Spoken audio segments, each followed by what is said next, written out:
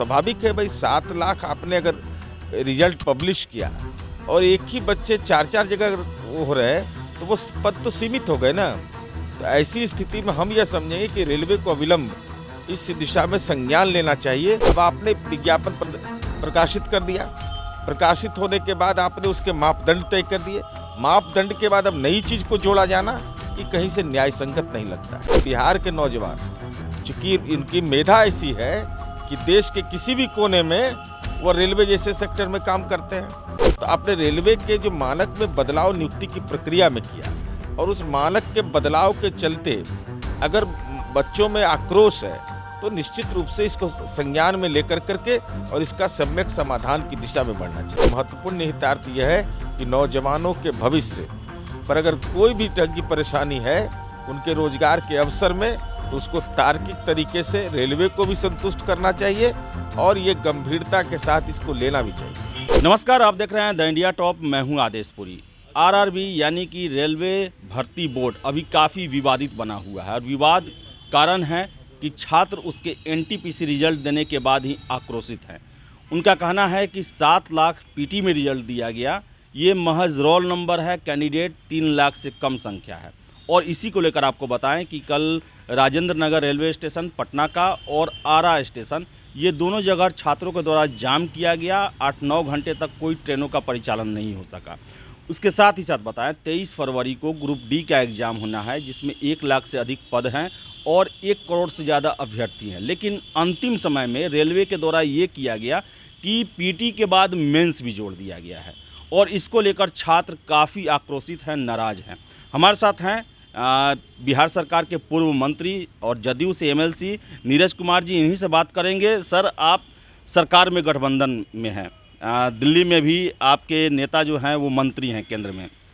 छात्रों का ये परेशानी पटना से ही शुरुआत हुआ, क्या कहना है? रेलवे जो जैसा रिजल्ट दिया है उसको लेकर छात्र मानने को तैयार नहीं है।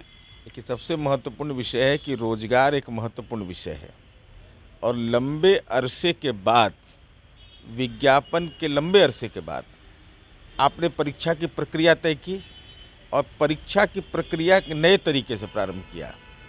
क्योंकि रेलवे में सुधार की बात भी की जा रही है, तो ऐसी स्थिति में रोजगार सृजन की जो संभावनाएं हैं, जो नौजवानों की आकांक्षा रहती है, तो उन मानकों में अगर आपने बदलाव किया और नई पीढ़ी के मन में कोई पीड़ा है तो निश्चित रूप से इसका सम्यक समाधान होना चाहिए।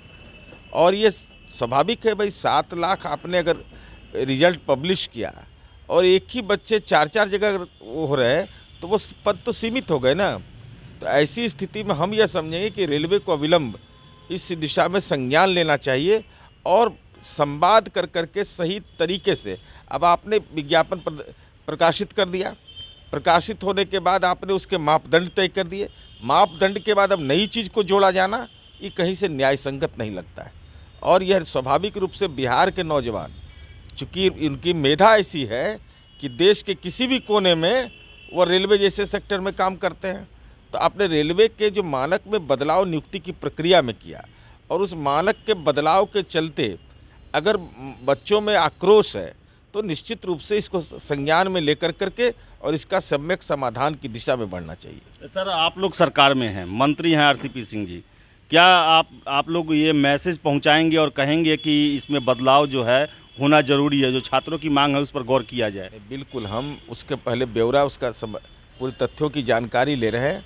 तथ्यों की जानकारी का जो तार्किक आधार है, चूँकि हम लोग वैसे लोगों में नहीं है कि जो रोज़गार कोई सब सर ऐसे बोल दीजिए, मार्केटिंग, पॉलिटिकल मार्केटिंग का सवाल नहीं है। अगर हम इससे संतुष्ट हैं पूरे विज्ञापन की प्रक्रिया देखने के बाद, जो तर्क, जो रिजल्ट शीट देखने के बाद जो भी उसके निष्कर्ष आएंगे जिससे बच्चों को परेशानी हो तो उससे निजात मिल सके, इस दिशा में ज़रूर सार्थक प्रयास करेंगे। सर, एक और चीज़ है, ग्रुप डी उसका एग्ज़ाम होने वाला है, 1 करोड़ से ज़्यादा कैंडिडेट हैं, बिहार से भी कितने लाख कैंडिडेट हैं। कभी ऐसा होता है कि नोटिफिकेशन आने के 3 साल बाद परीक्षा शुरू होने से 1 महीना पहले एक और प्रोसेस जोड़ दिया जाए? मैंने पहले भी कहा ना कि विज्ञापन अगर प्रकाशित हो गया उसके बाद नए मापदंड उसमें तय करना ये न्याय संगत नहीं माना जाएगा। भाई, एक बार न तय होगा। अगर मान लीजिए कि लेक्चररशिप का नोटिफिकेशन एक बार तय होगा ना, यूजीसी के तहत आपको कितना मार्क्स आप ऑब्टेन करेंगे, आप पीएचडी है कि नहीं है, नेट क्वालिफाई है कि नहीं, कि जब लड़के जाएंगे इंटरव्यू देने के लिए तो एक नया अब जोड़ देंगे, तो ये तो न्याय संगत नहीं माना जाएगा। अगर ये सही है तो ये दुखद है। सब प्रदर्शन चल रहा है, बिहार शरीफ में भी अभी श्रमजीवी ट्रेन रोका गया था, वहाँ भी काफ़ी जो है पथराव भी हुआ छात्रों के द्वारा। पटना राजेंद्र नगर का भी आप कल स्थिति जाने ही होंगे, क्या कहना है? नहीं, देखिए, हम तो अनुरोध करेंगे कि आक्रोश में नहीं आना चाहिए। तर्क के सामने आक्रोश की बुनियाद नहीं चलती है। लोकतंत्र में अपनी बात कहने का तरीका है, तो हिंसा का सहारा नहीं। हम तो अनुरोध करेंगे कि आज भी पत्राचार का माध्यम है, आज ईमेल का माध्यम है, फेसबुक का माध्यम है, ट्विटर का माध्यम है, जनप्रतिनिधि हैं, उनको जाकर के आप अपनी बात को कहिए, तो निश्चित रूप से आपके हित की चिंता कौन करेगा? अगर राजनीतिक दल नहीं करेंगे, अगर राजनीतिक लोग नहीं करेंगे तो कौन चिंता करेगा?